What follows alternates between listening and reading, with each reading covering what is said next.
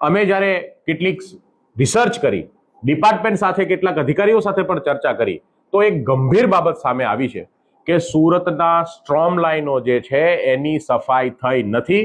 આ લોકોનું એવું માનવું છે કે વરસાદ આવશે અને પોતાની જાતે ઓટોમેટિક સ્ટ્રોમ લાઈનોનો કચરો જે છે એ સાફ થઈ જશે, એને સાફ કરવાની જરૂર નથી. અને એટલા માટે આ પહેલા જ વરસાદની અંદર સુરતમાં ભયંકર સ્થિતિ સર્જાય છે.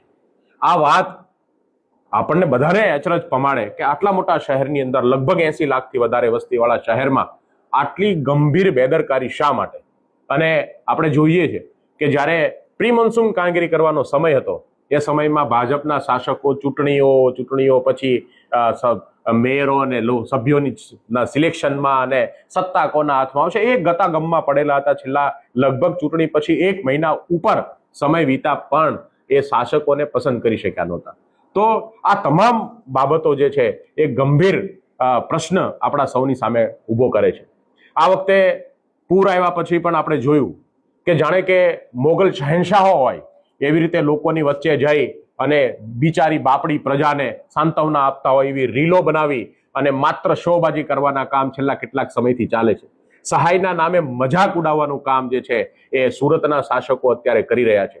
દરેક લોકોને જાણે કે પોતે મોટા ભગવાનના દીધેલા અવતાર છે અને અવતાર લોકો ઉપર ભલું કરતા હોય એવી રીલો આપણે અત્યારે શાસકોની જોઈએ છે. ખરેખર વાત એ છે કે સુરત જેવા શહેરને છેલ્લા 2007માં સુરતની ઓક્ટ્રોય નાબૂદ થઈ ત્યારથી લઈ અને આજ સુધી આ ટ્રિપલ એન્જિનની સરકારને માત્ર ને માત્ર સુરત સાથે અન્યાય કરવાનું કામ કર્યું છે.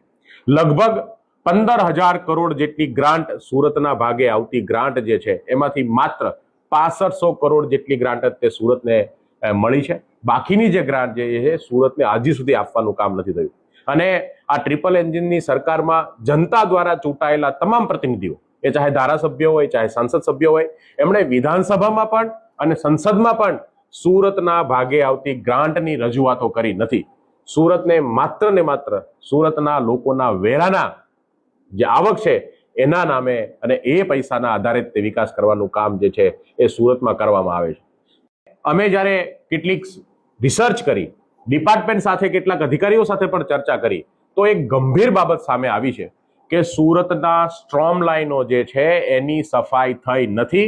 આ લોકોનું એવું માનવું છે કે વરસાદ આવશે અને પોતાની જાતે ઓટોમેટિક સ્ટ્રોમ લાઈનોનો કચરો જે છે એ સાફ થઈ જશે, એને સાફ કરવાની જરૂર નથી. અને એટલા માટે આ પહેલા જ વરસાદની અંદર સુરતમાં ભયંકર સ્થિતિ સર્જાય છે. આ વાત આપણને બધાને અચરજ પમાડે કે આટલા મોટા શહેરની અંદર લગભગ 80 લાખથી વધારે વસ્તીવાળા શહેરમાં આટલી ગંભીર બેદરકારી શા માટે? અને આપણે જોઈએ છે કે જ્યારે પ્રી મોન્સૂન કામગીરી કરવાનો સમય હતો એ સમયમાં ભાજપના શાસકો ચૂંટણીઓ પછી મેયરો અને સભ્યોની સિલેક્શનમાં અને સત્તા કોના હાથમાં આવશે એ ગતાગમમાં પડેલા હતા. છેલ્લા લગભગ ચૂંટણી પછી 1 મહિના ઉપર સમય વીતા પણ એ શાસકોને પસંદ કરી શક્યા નહોતા. તો આ તમામ બાબતો જે છે એ ગંભીર પ્રશ્ન આપણા સૌની સામે ઊભો કરે છે. આ વખતે પૂર આવ્યા પછી પણ આપણે જોયું કે જાણે કે મોગલ શહેનશાહો હોય એવી રીતે લોકોની વચ્ચે જઈ અને બિચારી બાપડી પ્રજાને સાંત્વના આપતા હોય એવી રીલો બનાવી અને માત્ર શોબાજી કરવાના કામ છેલ્લા કેટલાક સમયથી ચાલે છે. સહાયના નામે મજાક ઉડાવવાનું કામ જે છે એ સુરતના શાસકો અત્યારે કરી રહ્યા છે. દરેક લોકોને જાણે કે પોતે મોટા ભગવાનના દીધેલા અવતાર છે અને અવતાર લોકો ઉપર ભલું કરતા હોય એવી રીલો આપણે અત્યારે શાસકોની જોઈએ છે. ખરેખર વાત એ છે કે સુરત જેવા શહેરને છેલ્લા 2007માં સુરતની ઓક્ટ્રોય નાબૂદ થઈ ત્યારથી લઈ અને આજ સુધી આ ટ્રિપલ એન્જિનની સરકારને માત્ર ને માત્ર સુરત સાથે અન્યાય કરવાનું કામ કર્યું છે.